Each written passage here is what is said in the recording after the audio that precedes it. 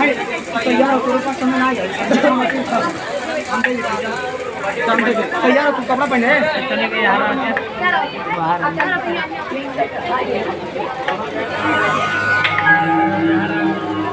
कैसा पतो दे देना क्योंकि कोनो सुख नहीं बा।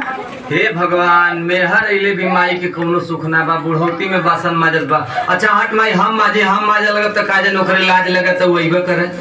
अरे नहीं बचवा तू बर्तन माजबा यही वजह तो के पोस पाल के इतना बड़ा करी कि तू बर्तन माजे। अरे हट माई हमके माजे त तू मजबी तो हम ना माजता तू मजबी। अरे हमरे रहते तू कैसे मजबू हो? तू कैसे मजबे? अरे हट माई हमके माजे दे। अरे नहीं कभी ना हो सकेला बाबू। अरे हट हमके माजे दे। अरे काहे की जिद कर दो मार नहीं का। ओ माय गॉड ये सब क्या हो रहा है? जरा सा पेपर पढ़ने बैठो माँ बेटे का झगड़ा शुरू हो जाता है। अरे भाई इतना ही बर्तन मांजने का शौक है तो 15 दिन तुम मांजो और 15 दिन माता जी को मांजने दो। मुझे पेपर पढ़ने में डिस्टर्ब मत करो समझे?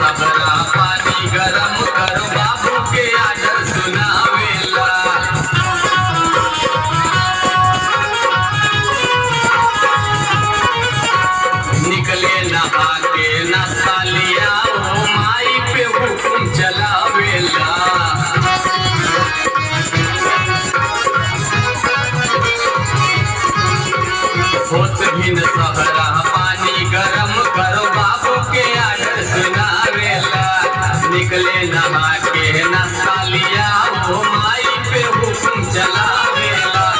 चाय बना कर जल्दी से लाओ, चाय बना कर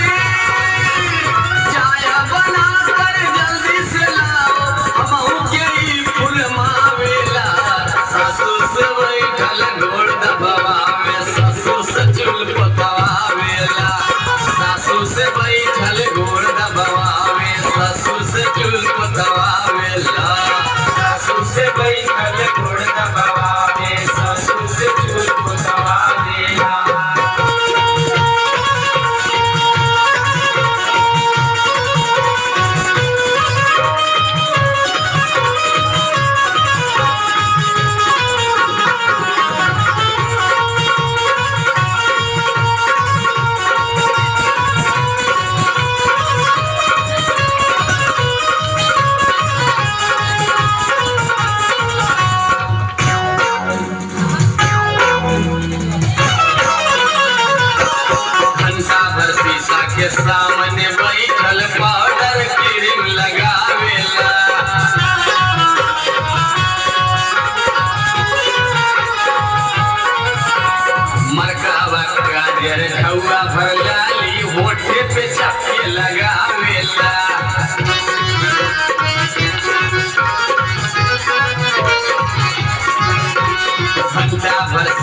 के सामने बैठल पाउडर क्रीम लगावेला मरकावा काजर धुआ भरलाली होठ पे चपके लगावेला किस्म किस्म का सेंट मार के किस्म किस्म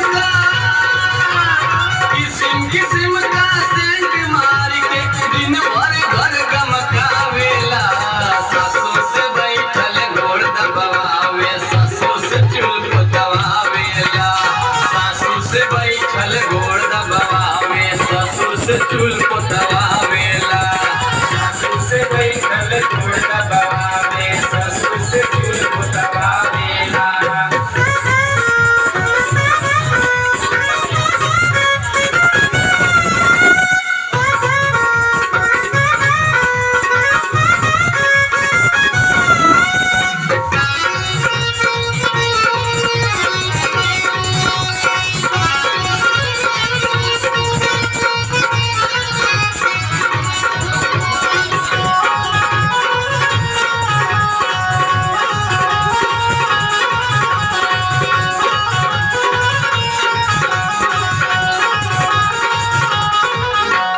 जिनसे बहिन के गौवा में घूमे लागे शर्म नहीं आवेला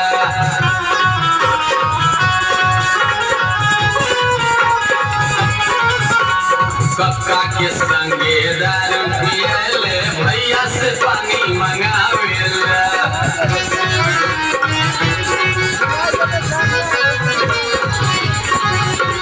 जिनसे बहिन के गौवा में घूमे लाजे शर्म नहीं आवेला कक्का के संगे दारू पियले भैया से चिकना मंगावेला खेले ले जुआ लइकन के संगवा खेले ले जुआ